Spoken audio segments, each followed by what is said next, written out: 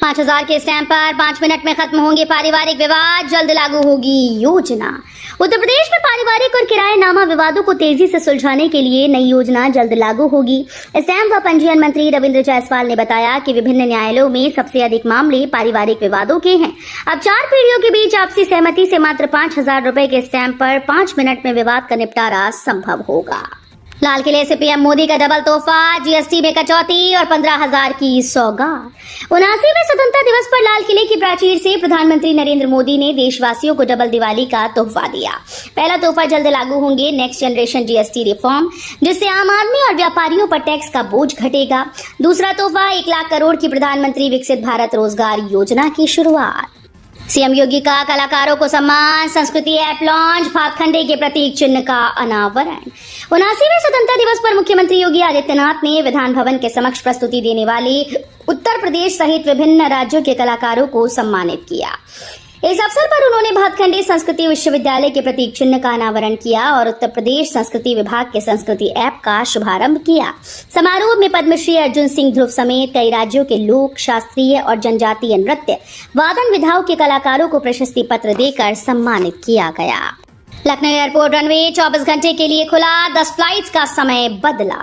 लखनऊ के चौधरी चरण सिंह अंतर्राष्ट्रीय एयरपोर्ट का रनवे आज 16 अगस्त से 24 घंटे के लिए खुल गया है। रनवे की मरम्मत और समानांतर टैक्सीवे का निर्माण कार्य 15 अगस्त तक पूरा कर लिया गया था। इस बदलाव के चलते 10 फ्लाइट्स के समय में परिवर्तन किया गया। शाम, रात और सुबह उड़ान भरने वाली कई फ्लाइट्स को दिन में शिफ्ट किया गया है। 17 से 19 अगस्त तक बदलेंगे ट्रेन के रूट, 12 जोड़ी ट्रेन रद्द। गोरखपुर से लखनऊ रूट पर गोविंद नगर, टिनिच, गौर, बभनान के बीच ऑटोमेटिक सिग्नलिंग के तहत नॉन इंटरलॉकिंग कार्य होने जा रहा है। इसके तहत 18 अगस्त को यातायात ब्लॉक लिया जाएगा। काम के चलते 17 से 19 अगस्त तक कई ट्रेन का संचालन गोरखपुर बस्ती गोंडा की जगह बढ़नी गोंडा मार्ग से किया जाएगा। इन 3 दिनों में कुल 12 जोड़ी ट्रेन रद्द रहेंगी, जबकि 15 ट्रेन के रूट में बदलाव होगा। स्वतंत्रता दिवस पर बरेली के एसपी यातायात समेत 18 पुलिसकर्मियों को पदक। स्वतंत्रता दिवस पर बरेली के एसपी यातायात मोहम्मद अकमल को डीजीपी का प्रशंसा चिन्ह प्रदान किया गया। उनके साथ पुलिस, एसटीएफ और जेल विभाग के 18 अन्य पुलिसकर्मियों को विभिन्न श्रेणियों में पदकों के लिए चयनित किया गया। कुछ पुलिसकर्मियों को पुलिस लाइन की परेड में सम्मानित किया गया, जबकि अन्य को लखनऊ में आयोजित समारोह में पदक प्रदान किए जाएंगे। इन पुरस्कारों का उद्देश्य उत्कृष्ट सेवा, समर्पण और कर्तव्य निष्ठा को प्रोत्साहित करना है। स्वतंत्रता दिवस पर सीएम योगी का ऐलान, विद्यार्थियों के लिए विशेष छात्रवृत्ति योजना। देश के 79वें स्वतंत्रता दिवस पर लखनऊ के विधान भवन में आयोजित भव्य समारोह में मुख्यमंत्री योगी आदित्यनाथ ने ध्वजारोहण कर प्रदेशवासियों को शुभकामनाएं दी। स्वाधीनता संग्राम सेनानियों को नमन करते हुए उन्होंने प्रधानमंत्री नरेंद्र मोदी के नेतृत्व में विकसित भारत और आत्मनिर्भर उत्तर प्रदेश के संकल्प को दोहराया। इस अवसर पर सीएम योगी ने विद्यार्थियों के लिए विशेष छात्रवृत्ति योजना शुरू करने का ऐलान किया। जन्माष्टमी पर बरेली में भारी वाहनों की नो एंट्री, 21 घंटे रहेगा डायवर्जन। बरेली में जन्माष्टमी के अवसर पर मंदिरों के मार्गों पर भीड़ को देखते हुए यातायात पुलिस ने 21 घंटे का रूट डायवर्जन लागू किया। एसपी यातायात अकमल खान ने बताया कि आवश्यक सेवाओं को छोड़कर सभी भारी वाहनों का प्रवेश शहर में प्रतिबंधित रहेगा। आज सुबह 7 बजे से रविवार सुबह 4 बजे तक ट्रैक्टर, ट्रॉलीज और अन्य भारी वाहन झुमका तिराहा, रोड नंबर 1, परसाखेड़ा, बिलवा, विलयधाम, लालपुर गांव कट, नवदिया, छादा, ट्रांसपोर्ट नगर, बुखारा मोड़ और रामगंगा तिराहे से नहीं गुजर सकेंगे। केजीएमयू में 2 नए एचआरएफ काउंटर, 70% तक सस्ती दवाएं मिलेंगी मरीजों को। केजीएमयू के ऑर्थोपेडिक और नेत्र रोग विभाग के मरीजों के लिए राहत भरी खबर है। कुलपति प्रोफेसर सोनिया नित्यानंद ने गुरुवार को दोनों विभागों में एचआरएफ काउंटर का शुभारंभ किया, जहां दवाएं और इम्प्लांट 70% तक सस्ती दरों पर उपलब्ध होंगे। प्रवक्ता डॉक्टर के सिंह के अनुसार एचआरएफ के कुल 22 काउंटर हैं, जिन पर डिजिटल भुगतान की सुविधा है। जन्माष्टमी पर मथुरा के द्वारिकाधीश मंदिर के दर्शन समय में बदलाव, आज मथुरा पहुंचेंगे सीएम योगी। कृष्ण जन्माष्टमी के अवसर पर मथुरा के ठाकुर द्वारिकाधीश मंदिर में दर्शन व्यवस्था में बदलाव किया गया। आज सुबह 6 बजे से 6:15 तक ठाकुर जी के पंचामृत अभिषेक दर्शन होंगे। इसके बाद 6:30 से दर्शन पुनः शुरू होंगे और श्रृंगार दर्शन लगभग 8:30 बजे होंगे। मंदिर प्रशासन ने श्रद्धालुओं से नए समय का पालन करने की अपील की, ताकि भीड़ प्रबंधन सुचारू रहे। कानपुर में अखिलेश दुबे के अवैध निर्माणों पर केडीए का नोटिस, जवाब न मिलने पर कार्रवाई तय। कानपुर विकास प्राधिकरण केडीए ने अखिलेश दुबे और उनसे जुड़े लोगों के अवैध निर्माण स्थलों पर नोटिस चिपकाए। इसमें किशोरी वाटिका, किशोरी उपवन, संत निरंकारी सत्संग भवन और ब्रज किशोरी दुबे स्मारक समिति के पास बने वे बंगले शामिल हैं जिन्हें गलत तरीके से बेचा गया। केडीए सचिव अभय कुमार पांडे ने बताया कि 8 अगस्त को इन अवैध निर्माणों को ध्वस्त करने के लिए नोटिस जारी किए गए थे। हाईकोर्ट का बड़ा फैसला, अब एक जमानतदार से भी होगी रिहाई। इलाहाबाद हाईकोर्ट ने महत्वपूर्ण फैसला सुनाते हुए कहा कि अब आरोपी की रिहाई के लिए 2 के बजाय केवल 1 जमानतदार भी पर्याप्त होगा। न्यायमूर्ति विनोद दिवाकर की एकल पीठ ने गोरखपुर की बच्ची देवी की अर्जी पर यह आदेश दिया।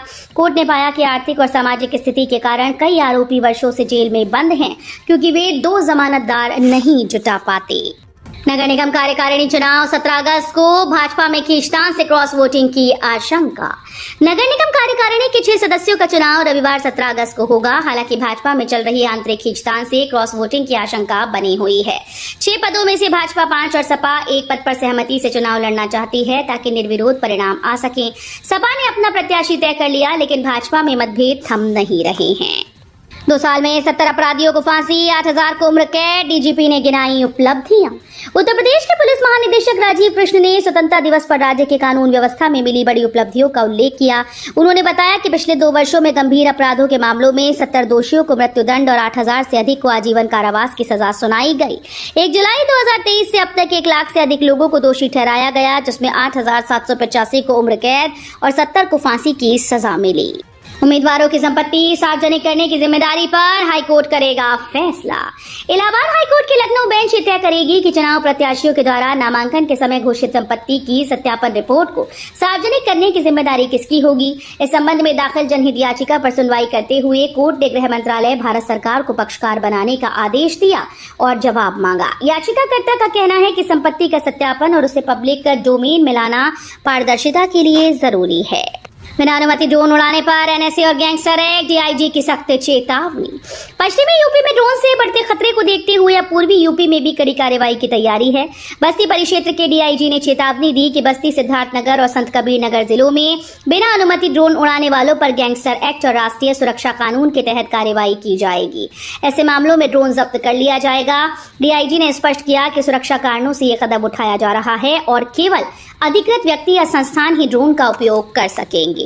स्वदेशी मॉडल से विकसित भारत का संकल्प, सीएम योगी का स्वतंत्रता दिवस पर बड़ा बयान। सीएम योगी ने 2047 तक विकसित भारत के लक्ष्य के लिए स्वदेशी मॉडल, 1 डिस्ट्रिक्ट 1 प्रोडक्ट और वोकल फॉर लोकल को यूपी की सफलता का आधार बताया। उन्होंने बताया कि ओडीओपी ने स्थानीय उत्पादों को वैश्विक बाजार तक पहुंचाकर निर्यात दोगुना किया। साथ ही मिशन मिलेट और प्राकृतिक खेती से किसानों की आय बढ़ाने और स्वास्थ्य सुधारने का आह्वान किया। गंगा के 84 घाटों पर 20 फीट तक सिल्ट, सफाई में लगेंगे 3 महीने। गंगा के 84 घाटों पर भारी मात्रा में सिल्ट जमा हो गई है, जो कहीं 4 फीट तो कहीं 20 फीट तक ऊंची है। नगरीय सेवा से सेवानिवृत्त एसके सिंह के अनुसार इस सिल्ट को हटाने में कम से कम 3 महीने का समय लगेगा। यदि प्रतिदिन 7 से 8 टन सिल्ट हटाई जाए तब भी लगभग 70 से 80 दिन सफाई में लगेंगे। शिवपाल यादव का सीएम योगी पर तंज, 8 साल पुराना रटा रटाया भाषण दे रही। सपा के राष्ट्रीय महासचिव शिवपाल सिंह यादव ने मुख्यमंत्री योगी आदित्यनाथ पर जमकर निशाना साधा। स्वतंत्रता दिवस पर जिला सहकारी बैंक में तिरंगा फहराने के बाद उन्होंने कहा कि सदन अब सिर्फ 4 दिन के लिए चलता है, जबकि कम से कम 45 बैठक होनी चाहिए। उन्होंने आरोप लगाया कि मुख्यमंत्री 2.5 घंटे का रटा रटाया भाषण देते हैं, जो 8 साल पहले भी वही था और आज भी वही है। शिवपाल ने कहा कि आजादी के 78 साल बाद भी पूरी स्वतंत्रता नहीं मिली। मायावती की स्वतंत्रता दिवस पर बधाई, आत्मनिर्भरता को बताया समय की जरूरत। बहुजन समाज पार्टी की राष्ट्रीय अध्यक्ष और पूर्व मुख्यमंत्री मायावती ने स्वतंत्रता दिवस की शुभकामनाएं दी और देश हित में आत्मनिर्भरता की नीति अपनाने पर जोर दिया। उन्होंने कहा कि अमेरिका के पूर्व राष्ट्रपति डोनाल्ड ट्रंप की मनमानी व्यापार टैरिफ नीति के आर्थिक प्रभाव से भारत को बचाने के लिए ठोस कदम उठाने जरूरी हैं। अखिलेश यादव का आरएसएस पर वार, 100 साल पूरे होने पर अंग्रेजों को दें धन्यवाद। समाजवादी पार्टी प्रमुख अखिलेश यादव ने शुक्रवार को राष्ट्रीय स्वयंसेवक संघ पर तीखा हमला बोला। उन्होंने आरोप लगाया कि कुछ संगठन अंग्रेजों ने भारत को धार्मिक आधार पर विभाजित करने के लिए बनाए थे ताकि हिंदू और मुस्लिमों के बीच खाई पैदा हो। आरएसएस का नाम लिए बगैर अखिलेश ने कहा कि ये संघी साथियों का समूह है जिन्हें 100 साल पूरे होने पर अंग्रेजों को धन्यवाद देना चाहिए। रामपुर में बर्ड फ्लू के बाद यूपी में अलर्ट, पोल्ट्री फार्म की निगरानी कड़ी। उत्तर प्रदेश के रामपुर के 2 पोल्ट्री फार्मों में बर्ड फ्लू की पुष्टि के बाद 20,000 से ज्यादा मुर्गियों की मौत हो चुकी है। मामले को गंभीरता से लेते हुए योगी सरकार ने राज्य भर में पोल्ट्री फार्म की निगरानी और निरीक्षण बढ़ा दिया। पशुपालन विभाग ने प्रभावित फर्मों के आसपास 1 से 10 किलोमीटर के क्षेत्र को निगरानी जोन घोषित किया। अधिकारियों का कहना है कि स्थानीय स्तर पर स्थिति नियंत्रित है और राज्य के अन्य हिस्सों में हालात सामान्य हैं। यूपी के 11 जिलों में बाढ़, गंगा का जलस्तर खतरे से ऊपर, कई गांव डूबे।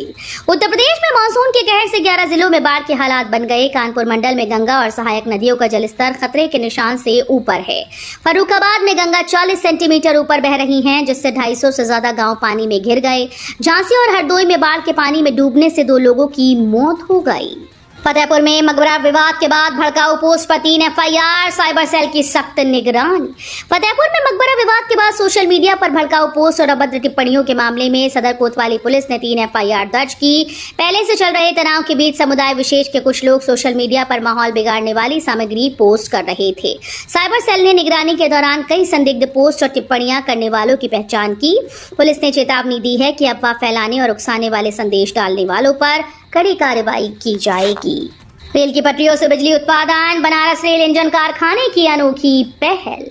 बनारस रेल इंजन कारखाने ने बिजली उत्पादन में एक अनोखी और ऐतिहासिक शुरुआत की है। अब सक्रिय रेलवे पटरियों के बीच से बिजली पैदा होगी।